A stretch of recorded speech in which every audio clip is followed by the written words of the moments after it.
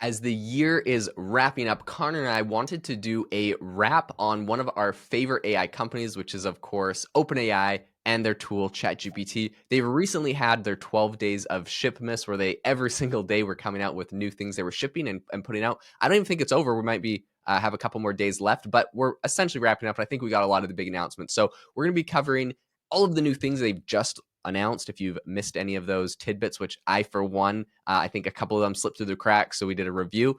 And also, in addition to that, we're just going to be talking about how the company did overall this year and how well we think it's going to be doing next year. The competition, the landscape, how it's shifted. So much has changed. 2024 has been amazing, and 2025 is shaping up to be one of the most pivotal yet. So let's get into this today. Connor, what are your thoughts on everything coming out this year from OpenAI?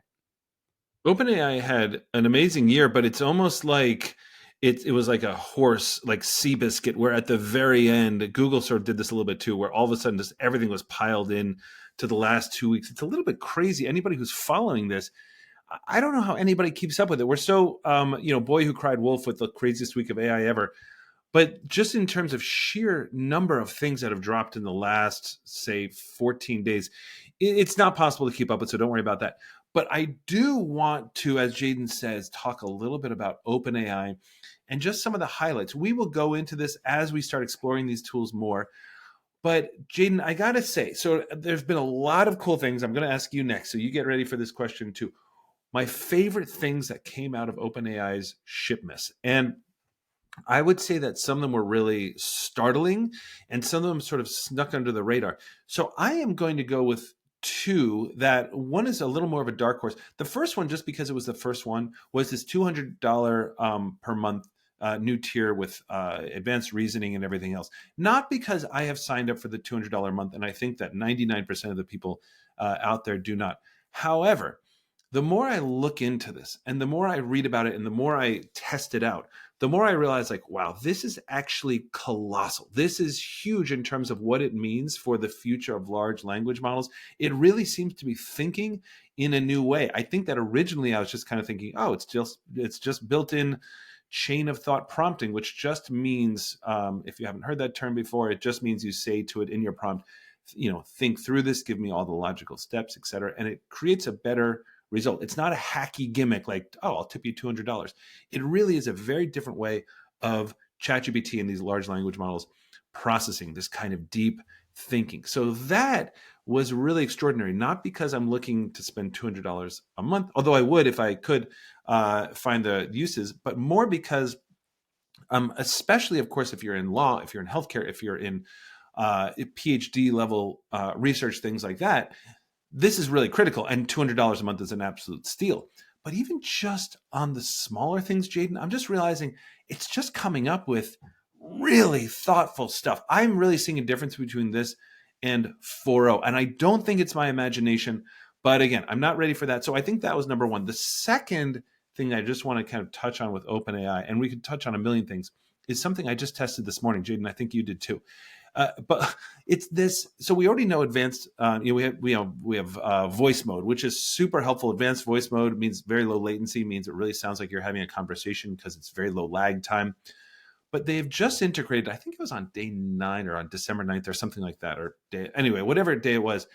They sort of said under the radar, also, we're now integrating vision mode. And I'm like, all right, guys, I didn't even try it for days. And I woke up this morning and my colleague over at AI Mindset, Robert Haslam, I'm still at NYU Stern, but my colleague in my consulting firm, AI, Robert Haslam, was like, hey, check this out. And he combined getting it to talk like Santa, which you guys probably already know what it can do, but then having Santa go and walk around Robert's apartment in London and explain what everything was in the apartment in his friendly Santa voice.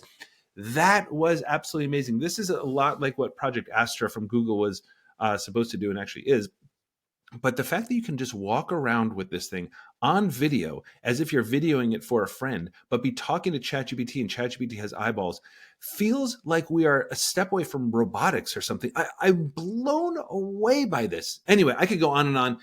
Jaeden, for you, what are some of the things that either you've recently tested or the things that just popped out at you? I know Sora's out there too, but what else? Yeah, well, I think, yeah, probably right off the bat, I think the Sora model is the thing that everyone is talking about. Now, in order to get access to the Sora model, you're going to need to be either ChatGPT Plus, and then you get up to 50 videos, which that's like the lowest quality videos.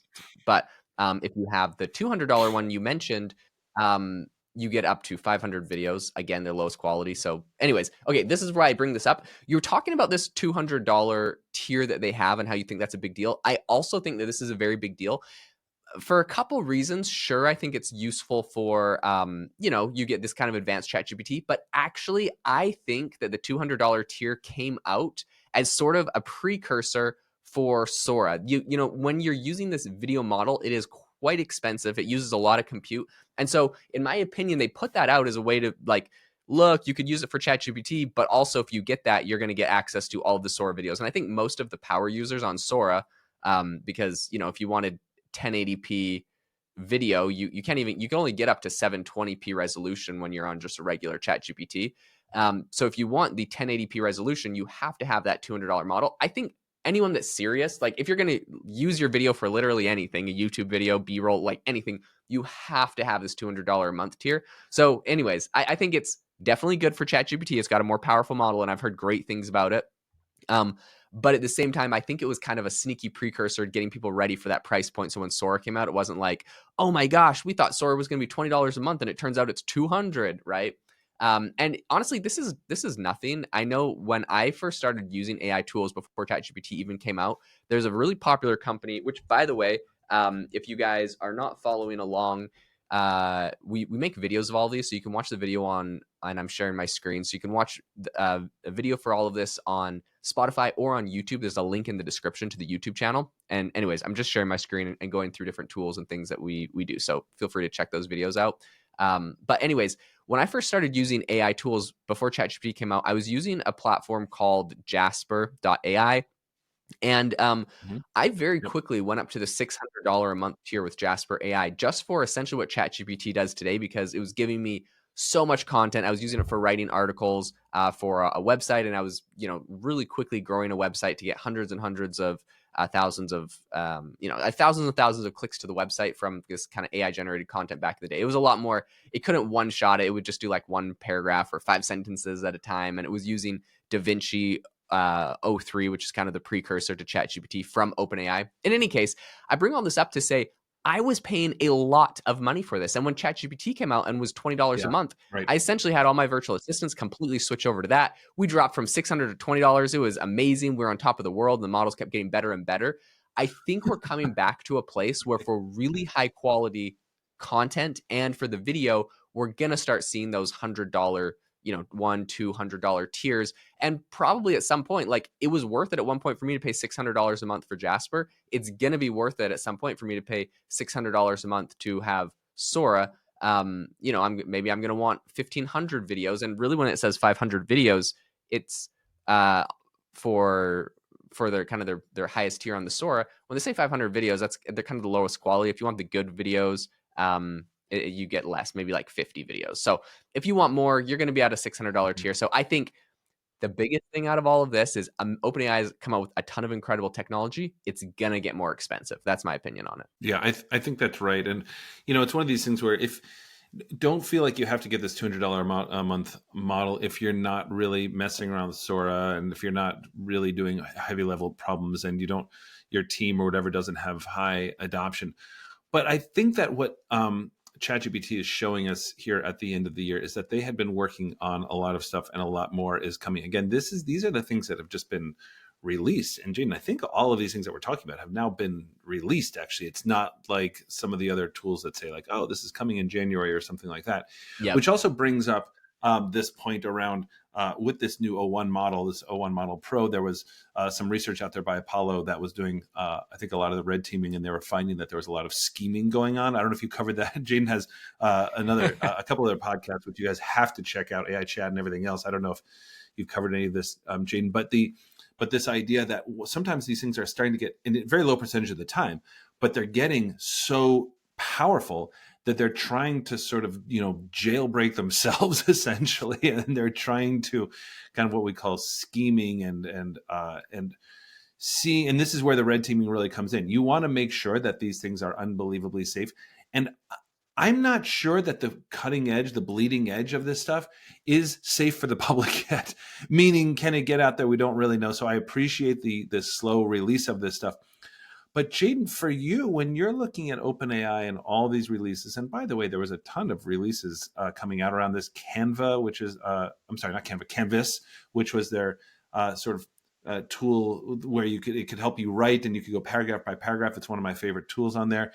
Just everything is coming together at the end. How are you seeing OpenAI positioning? There is a lot of competition right now. OpenAI, end of year, going into 2025. Thoughts on that? Yeah, I think that OpenAI, with everything they pushed out in December, are competitive to the industry. I think you had companies like Anthropic were starting to put out some interesting things. For example, the precursor to Canvas, Anthropic actually had something in Claude that was doing that. I know a lot of developers really liked Yep. Claude's kind of whole code console that they were popping up with all of your code. So I think there's a lot of stiff competition. You had Google with their million token context windows in and out. And I think there's a lot of competition. So I think OpenAI kind of took the end of the year, December, as an opportunity to grab a ton of different UI things, different tools, different features, all sorts of hilarious things too, by the way. My favorite one that I think is kind of funny is OpenAI apparently is bringing ChatGPT to your landline, so you can call 1-800-CHAT-GPT and you get 15 minutes where you can just talk to it. So anyone can do it, even if you don't have a smartphone. I think that's That's hilarious. It's really amazing. funny. It's amazing. It's also going to be available starting on Wednesday on WhatsApp, so it's built right into WhatsApp. Like they're doing, I think they have a bunch of smart plays. They're making a lot of they're doing a lot of smart plays that I think really at the end of the year they've made this big push that make ChatGPT still the king. I'm gonna call it. I'm gonna say ChatGPT Yep. is still the king of everything I agree. happening I in agree. AI. We were kind of doubting, maybe because of the red teaming, how fast they were going to be able to get some of these updates out, like Sora. And even when people are like, oh, but Sora's not that cool, Google came out with like their new video model or is showing demos of it. It's like, yes, but Sora originally was getting, we were seeing demos at the beginning of the year of Sora. It finally took till December to get this thing out where people can use it. And so who knows when Google's is going to come. And I just bring that up to say, like, I think OpenAI is crowned the king. They've kind of pushed everyone back as of December. I feel like they're on top, even if it's just a little edge in every area against every company. OpenAI is on top. We could see there's going to be companies like Anthropic that are going to throw out new updates and kind of quickly get ahead. But for now, OpenAI has a split second of breathing room where they are number one at everything. I think right now, and I think they're going to try to keep pushing that edge, so they're always just a few steps ahead of everybody else. That's what it feels like to me too. I still think that I get, you and I get asked a lot, hey, what's the best tool to use? Still, ChatGPT. You just can't go wrong with it. It's so unbelievably versatile. We will be talking way more about OpenAI in the new year, seeing we're going to be testing it more, everything else. But for now, listen, again, public service announcement. If you're not paying $20 a month for ChatGPT, open your wallet, pay $20 a month. We do not get a commission for that, obviously, but like this is just a tool that you need to check out. And also, guys, as we're heading into the holiday season, I know a ton of you out there want to start your own podcast. We're just two goofballs doing it, and we're doing it right. If we can, Jaeden has a course out there, which we'll link in the show notes here, which has the most amazing tips and tricks that Jaeden has learned to get to almost 5 million downloads. And that's Jaeden. He is a crazy wizard around all this. Check out the course, give it to somebody who you think would want to be a podcaster. It's an incredible Christmas gift. And otherwise, guys, have an amazing rest of your day. We'll see you next time.